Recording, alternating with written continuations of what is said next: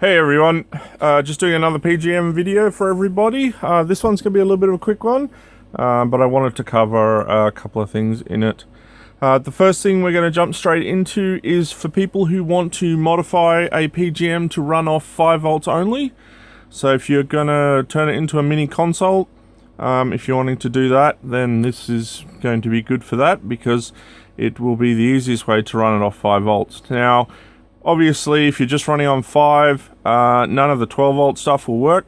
So your audio amplifier, that won't work because that's on the 12 volt rail. The DAC, the op amp and some of the other circuitry in here for the sound when it comes out of the actual sound chip, that runs on 5 volts, but it's not taken from the 5 volt rail.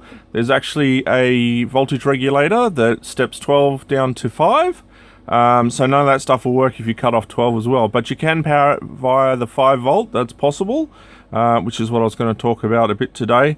Now, if you have a look here, this is a, what revision is this guy? This is a 12. Okay, so some things will vary a little bit, but the main stuff should be okay. Now, if you have a look in here, you've got this guy here, U10. He's a 7805 voltage regulator, and there's 2 caps. This is the input cap, so this is on the 12 volt rail, and this is the output cap, that's on the 5 volt rail.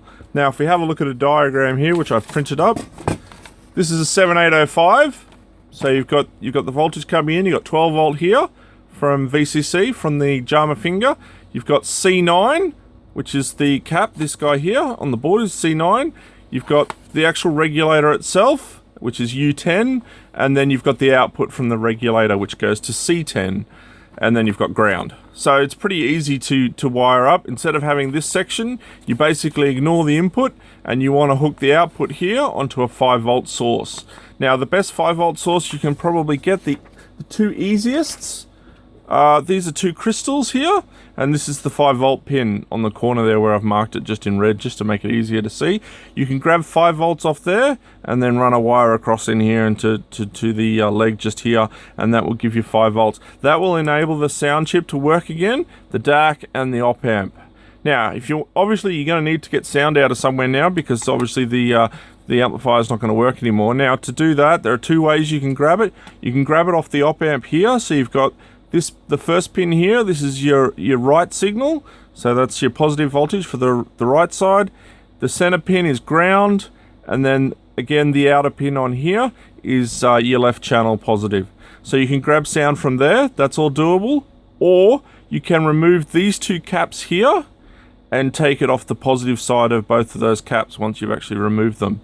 You can do it there, and that's basically the sound coming straight out of the DAC.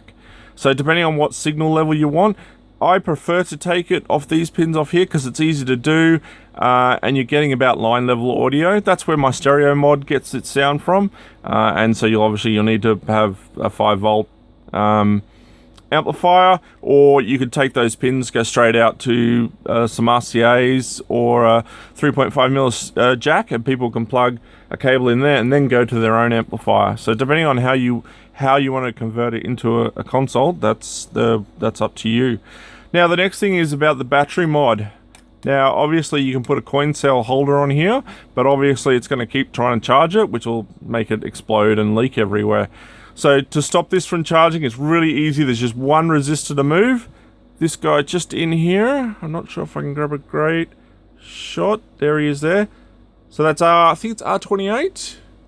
Yes, R28. Yep, there we go. It's focused on there. So you remove that guy, and then it won't try to charge the battery anymore. You can get rid of the battery here, or if you've already got rid of it, put a coin cell holder on there, and then the coin cell holder will work correctly, and it won't try and charge the battery.